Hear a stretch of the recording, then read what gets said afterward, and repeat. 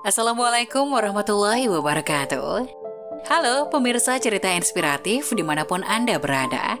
Salam sejahtera untuk kita semuanya.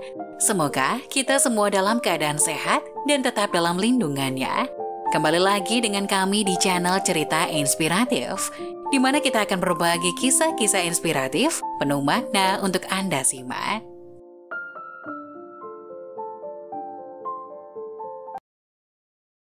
Mengejutkan, jenazah ini diantar oleh 70.000 malaikat. Semasa hidup ternyata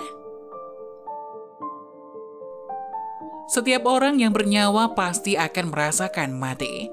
Namun tidak pernah tahu kapan, di mana, dan bagaimana kita mati pada nantinya.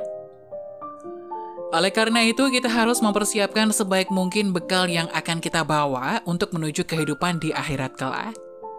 Sungguh beruntungnya orang yang diantar dan dimuliakan jenazahnya ketika ia sudah meninggal.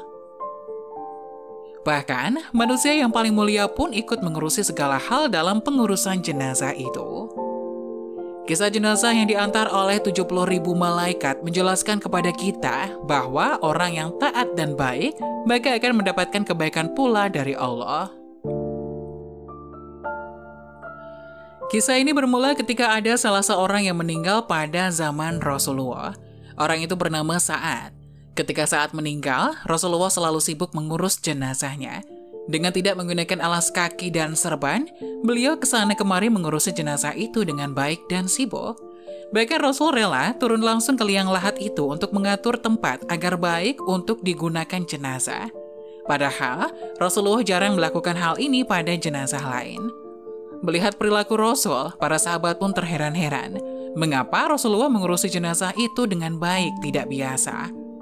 Kemudian ada seorang sahabat yang bertanya, mengapa Rasulullah begitu semangat mengurus jenazah saat? Rasulullah pun menjawab bahwa sesungguhnya beliau melihat malaikat Jibril dan yang lainnya juga melakukan apa yang beliau lakukan. Bahkan terdapat 70.000 malaikat yang ada di pemakaman itu. Tiba-tiba datanglah ibu Sa'ad yang melihat Rasulullah berada di liang lahat untuk mengurus jenazah anaknya. Kemudian ia menjerit bahagia dan mengatakan bahwa sungguh beruntung anaknya. Pasti anaknya akan masuk surga. Kemudian Rasulullah pun mengingatkan kepada sang ibu agar tidak mendahului kehendak Allah. Meskipun dalam pemakamannya diikuti 70.000 malaikat dan Rasulullah juga ikut dalam pengurusan jenazahnya, tetapi ia masih mendapatkan kesempitan di dalam kubur.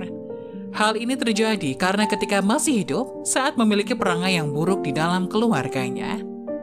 Berdasarkan hal ini, kita tahu bahwa tidak ada yang bisa menjamin seseorang akan masuk ke dalam surga apapun itu, termasuk jenazah yang diantar Jibril, kecuali Nabi Muhammad.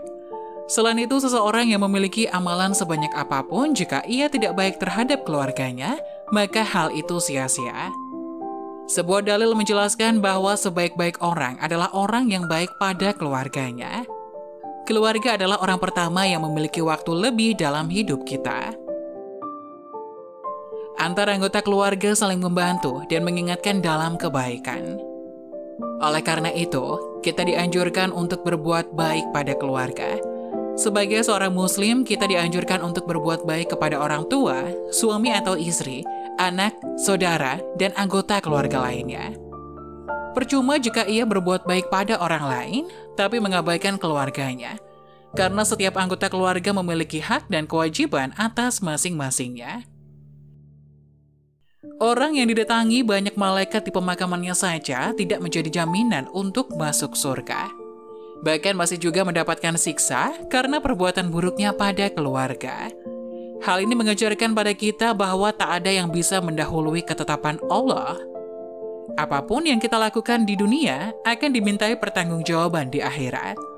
Oleh karena itu, waspadalah terhadap setiap ucapan dan perbuatan yang kita lakukan di dunia.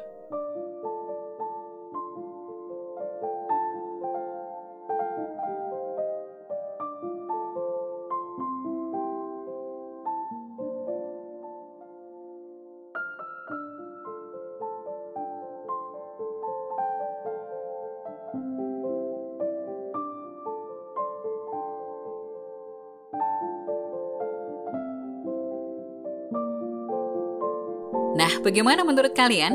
Jangan lupa tulis pendapat kalian di kolom komentar ya. Wassalamualaikum warahmatullahi wabarakatuh.